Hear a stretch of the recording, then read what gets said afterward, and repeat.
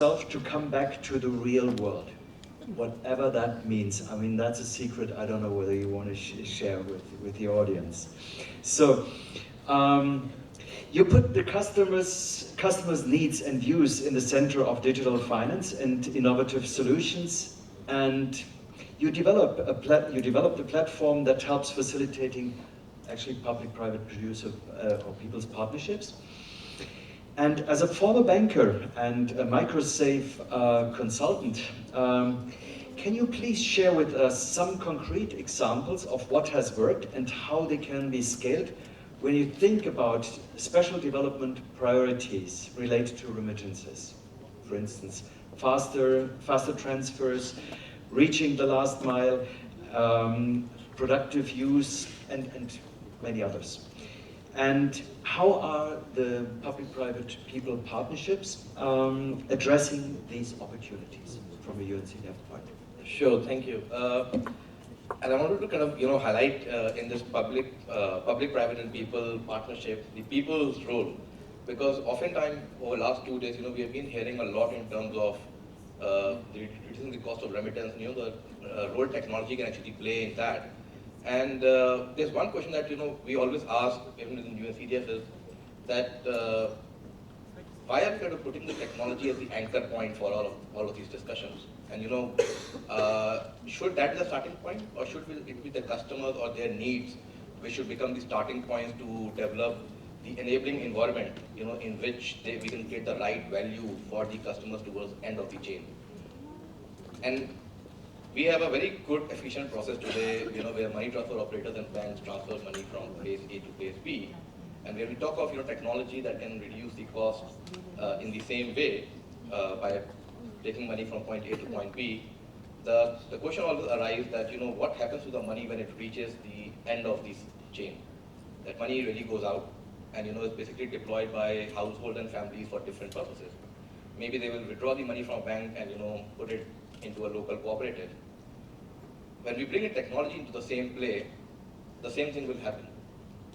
So what we are doing is basically replacing one process with a new process without looking at the value creation towards end of this chain.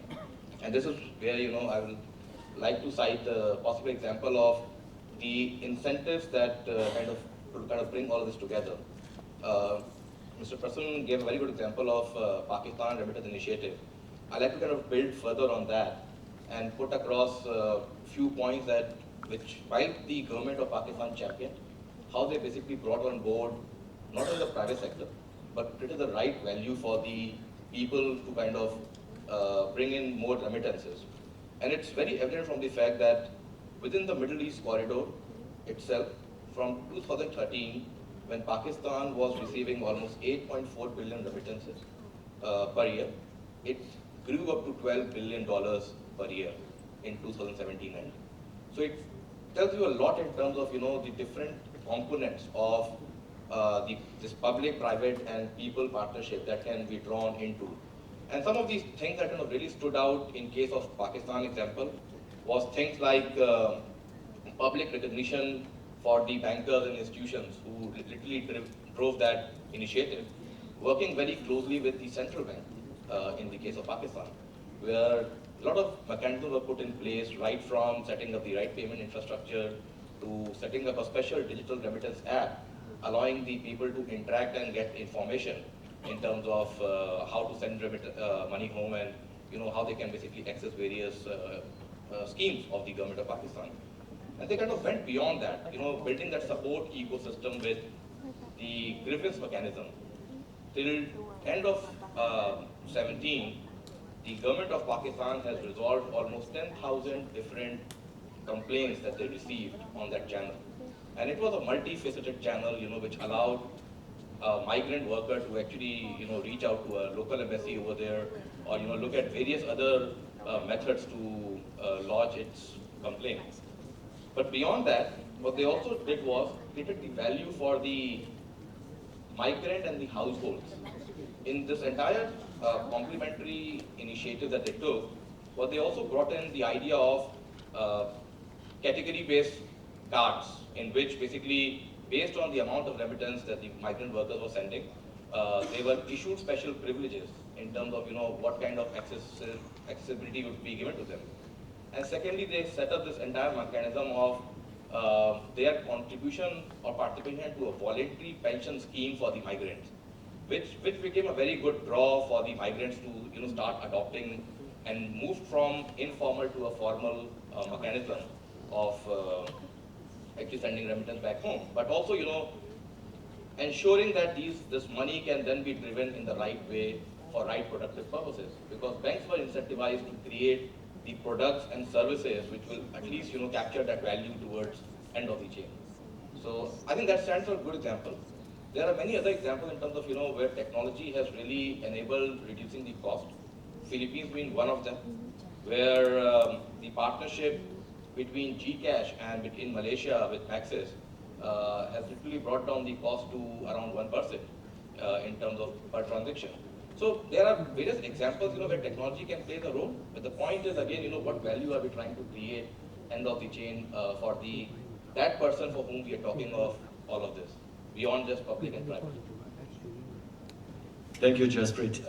I think it also helps that, of course, as a UN agency, I mean, you have the global experience and you can exchange and use, in the sense of South-South triangular collaboration, as we call it, from across the world.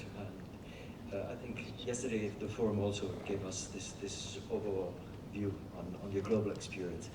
Excellent. I think this panel should do something different from the panels we had before, since it is on partnership.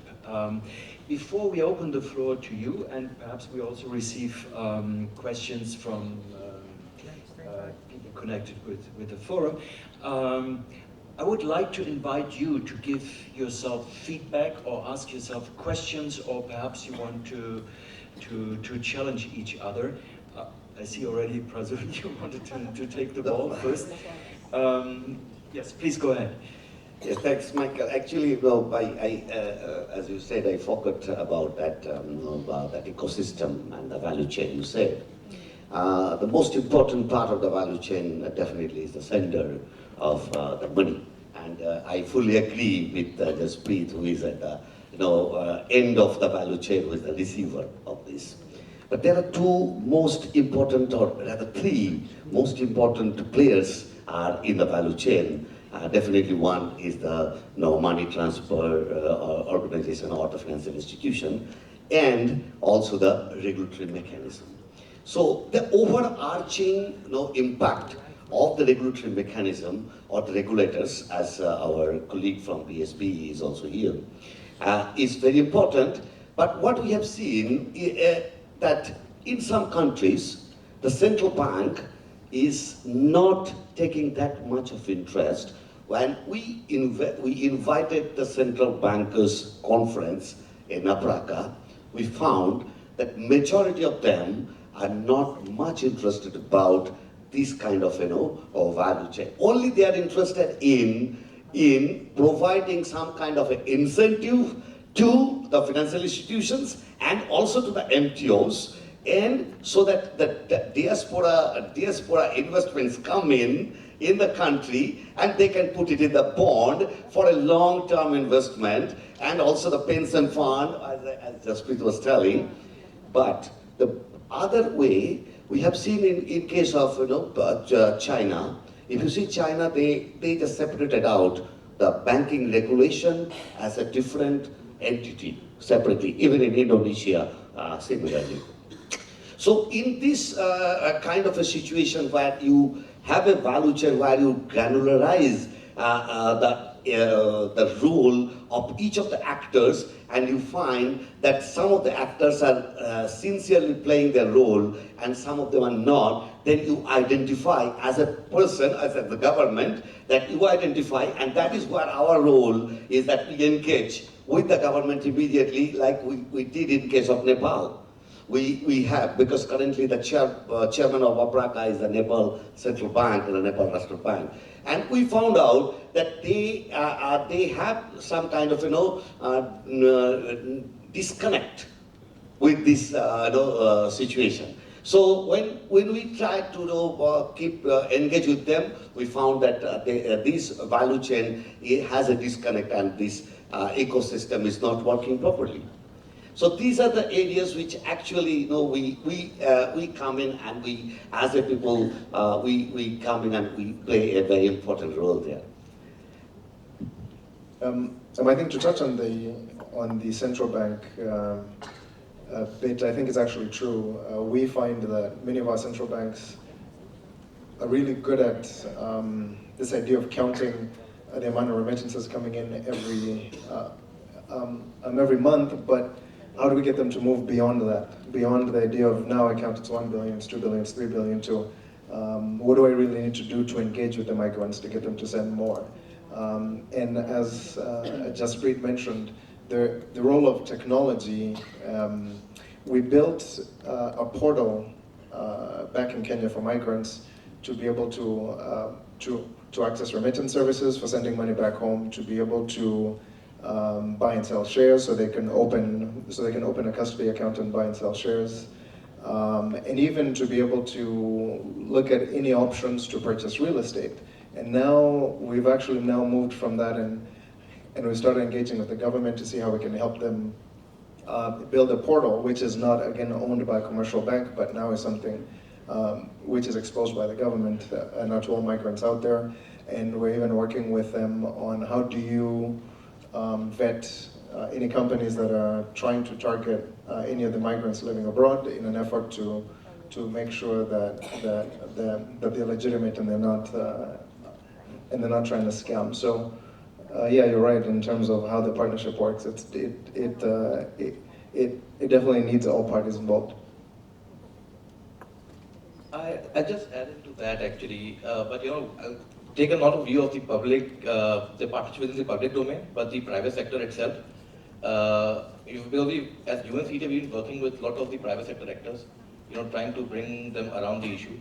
And what we have seen is a lot of artificial barriers that exist, within even the private sector space. We are already looking at, when we talk of this value thing, and we talk of creating the right services and products that the consumers or the customers or household migrants, can basically use. We see that's not happening for different reasons. And those reasons are not due to regulations. It's not due to compliance or risk issues, but in terms of the not kind of finding the right incentive within the private sector space. I'll give a case in point, and picking from Nepal. Nepal, which is one of the big, they have almost 30% of the equivalent GDP as the remittance amount that they're receiving on an annual basis. Banks and MTOs both exist side by side, but still banks have made an effort to try to capture this remittance flow through the bank accounts over a period of time. But what you have also seen is that that's not happening. People still end up going to a bank branch, withdraw the money. They will go next door to a financial cooperative and actually put the money over there. When you go and ask the people that, why are you kind of, switching money from one place to the other place? Because functionally, a saving account is a saving account, irrespective of it's a bank or it's a cooperative. Maybe bank is more secure. And they have good reasons for doing that. And the reason, stems from the entire process of engaging with the bank. That's very cumbersome. But also with respect to, the product value that they see with the bank that the bank offers. Saving account possibly is, they don't kind of save the way I and you will think basically of saving. They rather think from the perspective of, goal-based savings, where they are kind of, putting money aside in different pockets for fulfilling different functions. It can be for children's education and for some long-term activities. And that's why, they think that the cooperative or informal mechanisms are much more attuned to those needs. Because not only can they save for those small buckets, but also they can, receive an overdraft or credit, as and when they need. Because they don't want to, break their savings, because the credit need might be very short term. But if you kind of go to the bank and, ask them that how difficult it is to kind of just replicate something like this, they will kind of, give you a list of issues in terms of the risk, the compliance, and, why they don't want to deal with such small transactions for different reasons. So there are barriers, that has been also artificially created within the private sector, and is what also needs to be taken care of, if we want to really create value for the people we're talking of. Yeah, I have one example, just 1 minute I will take only. Because I'm based in Thailand, we have many migrant workers coming from Myanmar, which is, and the country, has recently is emerging as a democracy. And we found that both the countries, they do not have actually no policy as such for helping those migration. Rather, they are actually fighting how to eliminate this kind of a migration. But if you see in Thailand, the migrant workers from Myanmar, they actually are completely inside the culturally, and they are now part of the Thailand community. But when the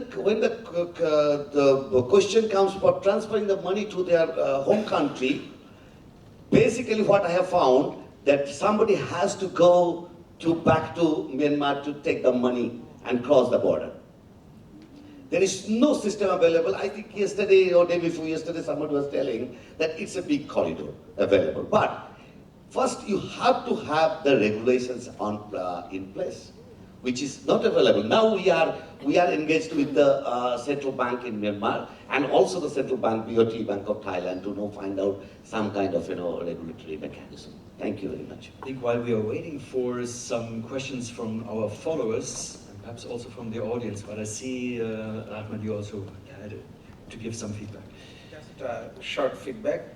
In our case, we have seen that, as you know, saving and investment is a choice. It's a voluntary activity. In case of Bangladesh migrant remittance recipient families, mostly they are interested to invest in the government instrument like wage earners bond, which gives almost more than 10% interest. And given the inflation in our country is below 6%, so still they consider it to be a very, very profitable investment.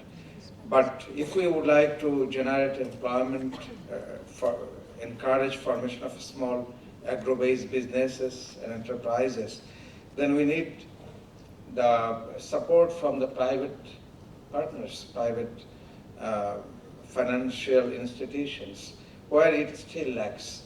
The regulators in our country, as we find, feel satisfied by giving some incentive in the form of giving some saving instrument only, but instead, if we would like to improve the value chain of remittance, then the private sector should come forward with different investment scheme, business incubation services, and many other things, where still in our case we are still lagging. And as I said, that regarding one of the niche in our country is the formal forces remittance. Almost 15,000 formal forces members work abroad as a skilled migrant worker in the form of peacekeepers under bilateral agreement. They bring their money through the formal channels, but the problem remains in the case of investment. So definitely we need a lot of innovation, a lot of good practices in this sector. Yeah, thank you. Thanks to you, much appreciated. Perhaps the next question, not the next, the first question coming in from one of our followers, which is Remittances, which is a very specific one. I don't know whether we can take it, or whether Mr. Rahman, you can take it. Sponsored insurance is available free to migrant workers in several countries as a result of MSP insurance-based loyalty programs. Any role for public bodies? Want to take it? Yeah, actually this is very important that when the insurance for the unorganized sector, migrants are more important than the organized sector, because organized sector, the insurance comes automatically with the company or the private sector they are working for. But this insurance program for the unorganized sector are very important. And now tracking down those unorganized sector people, those who are the migrant worker, is very important. And we have seen in case of some of the countries where they have, but definitely when you talk about sponsored insurance, like where the government or the some of the multilateral or bilateral agencies, they give this kind of donation or donors funded insurance, but it should actually come, it should be packaged within the financial services. So that will be more important and more sustainable rather than as a donor-funded insurance program. So here the public body's role should be, it should be packaged within the financial services available to the migrant workers. Thank you. Very good. We have 1 more minute left. I see one hand up. Please introduce yourself and a brief question. Sure. Thanks, Michael. My name is Ian from Central Bank of Malaysia. I've got a question for Patrice. I think earlier he mentioned that the US government might wish to tax Kenyans who is investing back in their home country.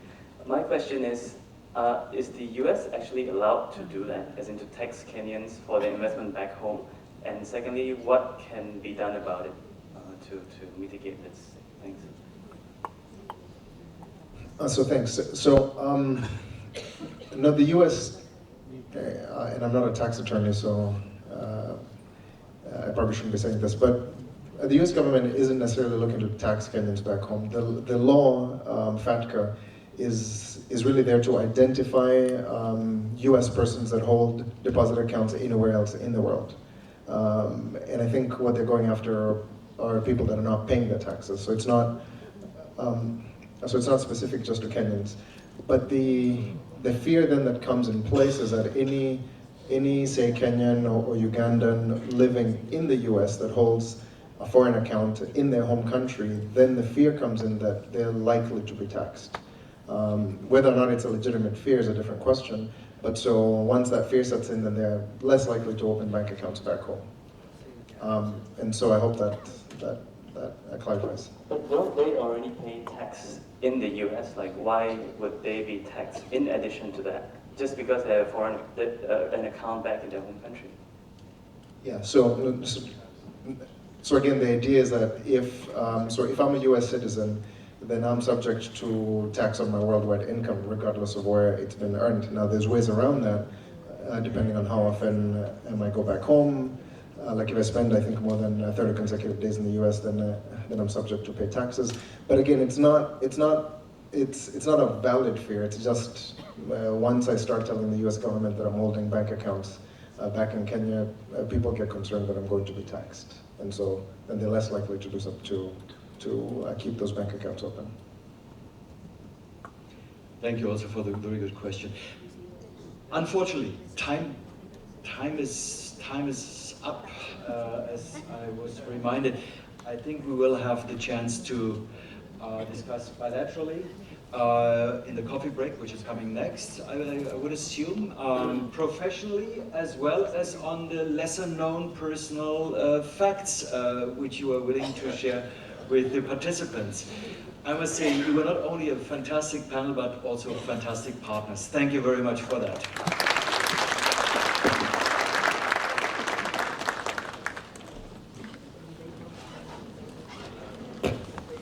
Thank you to all speakers and moderator. Ladies and gentlemen, we will now take a short break. Refreshment will be served outside the auditorium. For your information, the next session will begin at 11:30 a.m. There will be 2 breakout sessions, one in the auditorium here and the conference hall one upstairs. Kindly refer to your program booklet or the event app for more details. Thank you. See you at 11:30.